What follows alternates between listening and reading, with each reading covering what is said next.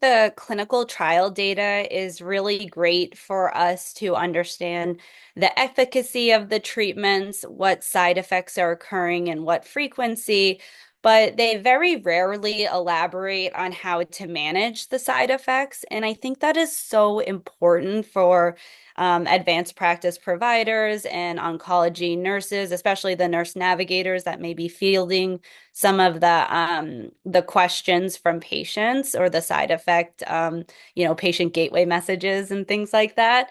So it's been a real passion project of mine to look at these different side effects and figure out how are people managing them across the community, the CLL community, and are there things that we should be telling everyone about that may not be published in the trials because they're more focused on the data, but are important for the nurse practitioners to know. So, for instance, one of the projects I'm looking at right now is the use of switching Venetoclax dosing to nighttime dosing as opposed to morning dosing. So Venetoclax is one of our oral targeted therapies that's really effective for CLL patients. And usually patients are only on the medication for a year or two. But one of the most common side effects that I hear patients report in my clinic is gastrointestinal side effects. So increased gassiness, bloating, diarrhea, nausea, that usually occurs a few hours after taking the medication. And it is daily because the medication is daily. And often it's not so bad that the patients are having excessive vomiting or needing IV fluids because they can't keep their hydration status intact. But it's enough that I'll have patients say, I take it in the morning and I can't leave the house until I know that, I've had the diarrhea for the day.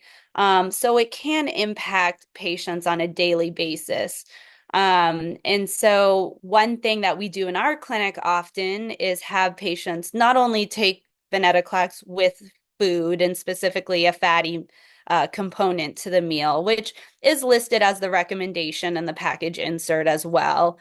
But if that's not enough, patients are often taking the dose in the morning, and we'll actually have them take it at night after they have their dinner.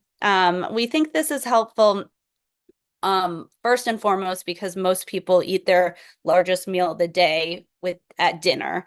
And it usually has some fattiness to it.